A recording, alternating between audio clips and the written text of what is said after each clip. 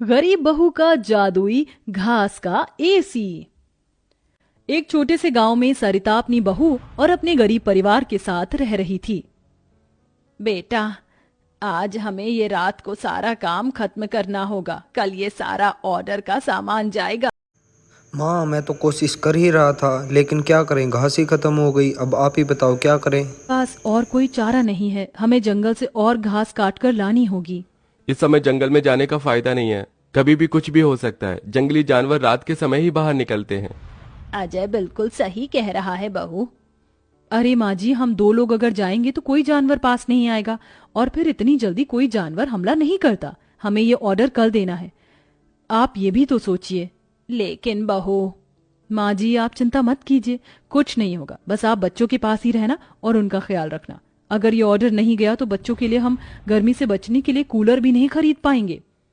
सरिता की बहू भाविका और उसका बेटा, वो तीनों घास से पंखे कूलर बनाने का काम किया करते थे, इसलिए उन्हें घास की जरूरत पड़ती थी। वह आधी रात के समय जंगल में जाते हैं। भाविका, जरा से भी हलचल हुई तो मुझे बता देना, कभी भी कुछ भी हो सकता है। ठीक है जी, मैं आपको बता दूंगी। अजय और भाविका दोनों ही जंगल में घास काट रहे होते हैं, तब उन्हें झाड़ियों से आवाज आने लगती है। क्या तुमने भी वहां से कोई आवाज सुनी है?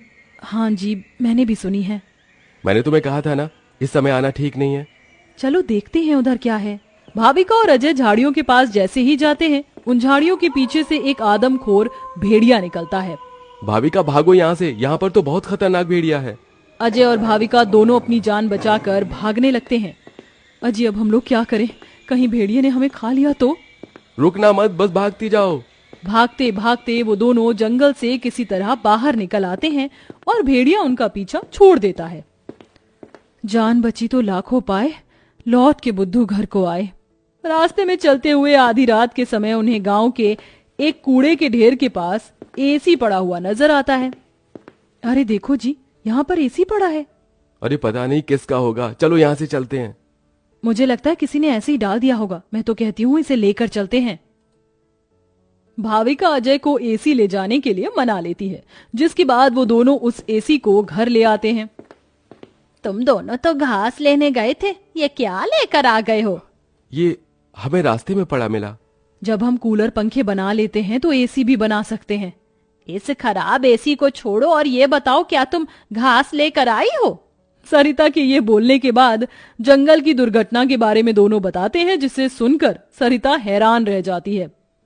अच्छा, इसका मतलब बहुत बड़ी मुसीबत से बचकर आए हो तुम दोनों, और साथ में ये कचरा उठाकर ले आए। वह तीनों बहुत ज्यादा परेशान हो जाते हैं। कल का ऑर्डर पूरा करने के बाद उन्हें कुछ पैसे मिल जाते, लेकिन घास न होने की वजह से उनका ऑर्डर पूरा नहीं हो पाता और वह ऑर्डर कैंसिल हो जाता है। अगले दिन उनके टूटे फूटे घर के अंदर धूप की किरणें आने लगती हैं, जिससे बहुत ज्यादा गर्मी हो जाती है। हे भगवान, कितनी गर्मी लग रही है, घर में पंखा भी नहीं चल रहा है। मुझे भी बहुत गर्मी लग रही है। पिताजी पिताजी, हमें बहुत गर्मी लग रही है, हमारे घर में एक पंखा भी ठीक से नहीं चलता।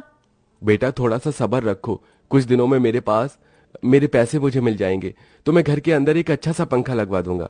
हमारा वो ऑर्डर तो कैंसिल हो गया, लेकिन सुबह में घास ले आई थी मैं। चलिए गांव वालों के कूलर और पंखे में घास लगा देते हैं, उससे कुछ तो पैसे आएंगे। हाँ, तुमने सही कहा। भाविका और अजय दोनों मिलकर पुराने कूलरों के अंदर घास लगा रहे होते हैं, और यहाँ घर में राजू दिशा गर्मी से परेशान हो रहे होते हैं। काश कि हमारे घर में भी कोई एसी होता। तभी दिशा की नजर उसके पिता के लाए हुए एसी के ऊपर पड़ती है। अरे राजू, जरा इसे देखो, लगता है पिताजी हमारे लिए एसी लेकर आए हैं, पर उन्होंने ये एसी अभी तक क्यों नहीं लगाया? क्योंकि ये एसी खराब है, बस इसीलिए। कल रात तुम्हारे माता पिता को यह कूड़े करकट में मिला था। ये सुनने के बाद राजू इस बात से तो खुश होता है कि उसके पिताजी पुराना ही सही, कम से कम एक एसी तो घर पर लेकर आए। कुछ देर बाद वह अपने दोस्तों के पास खेलने चला जाता है। ढोलू ढोलू, कहाँ हो तुम? चलो खेलते हैं। आज मैं नहीं आ सकता, बहुत गर्मी है, और इतनी गर्मी में मेरा मन नहीं कर रहा है आने का, क्योंकि मेरे घर के अंदर एसी लगा हुआ है। मैं उसकी ठंडी हवा में ही बैठना चाहता हूँ। क्या कहा? तुम्हारे घर के अंदर भी एसी है? हाँ, और हमारा एसी बहुत अच्छा चलता है, बहुत ठंडा कर देता है घर को। राजू यह सुनकर बहुत खुश होता है। वह वापस अपने घर पर आता है और अपने पिता से कहता है, पिताजी पिताजी मेरे लिए एसी ठीक कर दीजिए, बहुत गर्मी होती है घर के अंदर, मेरे सभी दोस्तों के पास एसी है। राजू बेटा, मैं एसी ठीक करने वाला नहीं हूँ। कहीं मुझसे एसी खराब हो गया तो ज्यादा पैसे चले जाएंगे उसे ठीक करवाने में। अरे पिताजी आप तो एक्सपर्ट हो, आपको तो सब कुछ आता है, आप एसी को भी ठीक कर दोगे मुझे पता है। राजू के कहने पर अजय एसी को ठीक करने की कोशिश करता है। अजय को लगता है कि उसके ठीक करने पर एसी ठीक हो गया होगा, लेकिन एसी ऑन होते ही उसके अंदर से धुआं निकलने लगता है। ये क्या हो गया, लगता है ये एसी खराब है, फेंक दो इस एसी को। राजू गुस्से में ऐसा कहकर चला जाता है, जिसके बाद उसे इस तरह देखने से उसके दोनों माता पिता परेशान हो जाते हैं। हमें हमारे बेटे के लिए एक एसी तो बनाना चाहिए। भाविका और अजय दोनों अब सारे काम छोड़कर उस एसी को ठीक करने में ही लग जाते हैं। वह उसकी ठंडी हवा खाने के लिए उसके चारों तरफ हरी घास लगा देते हैं, जिससे कि उस एसी की हवा और भी ज्यादा ठंडी हो जाए। चलो अब एसी तैयार है, इसे चलाकर देखते हैं। भाविका जैसे ही घास का एसी चलाती है, अचानक से उस एसी के आंख नाक मुंह बन जाते हैं। क्या बात है, तुमने तो मुझे बिल्कुल नए जैसा बना दिया है, लेकिन समझ नहीं आ रहा कि तुमने मेरे ऊपर ये घास क्यों लगाई है। एसी को बात करते हुए देख वो सभी डर जाते हैं। अरे हाँ सॉरी, मुझे माफ करना, मैं अपने आप को इंट्रोड्यूस करना भूल गया। मैं एक जादुई एसी हूँ, मेरे पास परी लोक की शक्तियां हैं, मैं गरीबों की मदद करता हूँ और तुम्हें मेरी बहुत ज्यादा जरूरत थी, लेकिन मैं खराब होने की वजह से अपनी शक्तियां इस्तेमाल नहीं कर सकता था। तुमने मुझे ठीक कर दिया, उसके लिए तुम्हारा बहुत बहुत शुक्रिया। माँ पिताजी देखो, ये एसी तो बात भी करता है। हाँ, तुमने बिल्कुल सही कहा, ये तो कोई जादुई एसी है। तुमने बिल्कुल सही कहा, मैं हूँ एक जादुई एसी, बल्कि अब मैं हूँ एक घास का जादुई एसी और मुझे तुमने बनाया है। ये घास का जादुई एसी चलता भी है या फिर बस बातें ही करता है? तभी जादुई एसी के अंदर से ठंडी ठंडी हवाओं के साथ घास के बने हुए एसी निकलने लगते हैं। अरे वाह, इसकी ठंडी हवाओं के साथ इसके अंदर से तो घास के बने एसी भी निकल रहे हैं। यही तो मेरा जादुई कमाल है, मेरी ठंडी हवाओं के साथ तुम्हें घास का एसी भी मिलेंगे। ये तो सोने पर सुहागा हो गया। ऐसा जादुई एसी मैंने कभी नहीं देखा। अब उनके पास इतने सारे घास के एसी हो गए थे जिन्हें वह देखकर सोच में पड़ जाते हैं। आजकल बाजार में एसी बहुत महंगा मिलता है, हम घास के बने हुए सस्ते एसी बेचकर पैसे कमा सकते हैं। सही कहा माँ आपने, पर क्या लोग घास के बने एसी खरीदना चाहेंगे? सरिता यह सुनकर थोड़ी देर चुप हो जाती है। हमें पहले एसी बेचकर देखना चाहिए।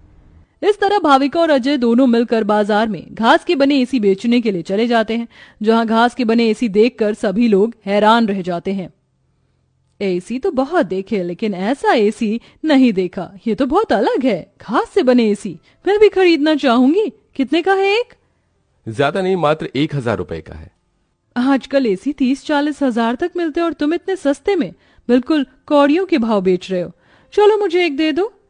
कोमोलिका के खरीदने के बाद वहां और भी लोग उन दोनों से एसी खरीदते हैं। इसी के चलते उनकी अच्छी खासी बिक्री हो जाती है और सारे एसी बिक जाते हैं। आज का ये आखिरी एसी बचा है, इसे मैं अपने घर में लगाऊंगा। अजय घास का एक एसी अपने घर में भी लगा देता है और घास के जादुई एसी का इस्तेमाल वो बस तभी करता है जब उसे एसी बेचने के लिए पैसे चाहिए होते हैं। जादुई घास के एसी, अपनी ठंडी ठंडी हवाएं दो, जिससे मुझे तुम्हारे जादुई घास के एसी मिले। अजय के इतना बोलते ही जादुई घास के एसी के अंदर से ठंडी ठंडी हवाओं के साथ घास के बने एसी निकल आते हैं। इस तरह धीरे धीरे अजय अपना घास के बने एसी का बहुत बड़ा बिजनेस खोल लेता है और धीरे धीरे उसकी सारी परेशानियां खत्म हो जाती हैं। अब वह गरीब परिवार खुशी खुशी रहने लगता है।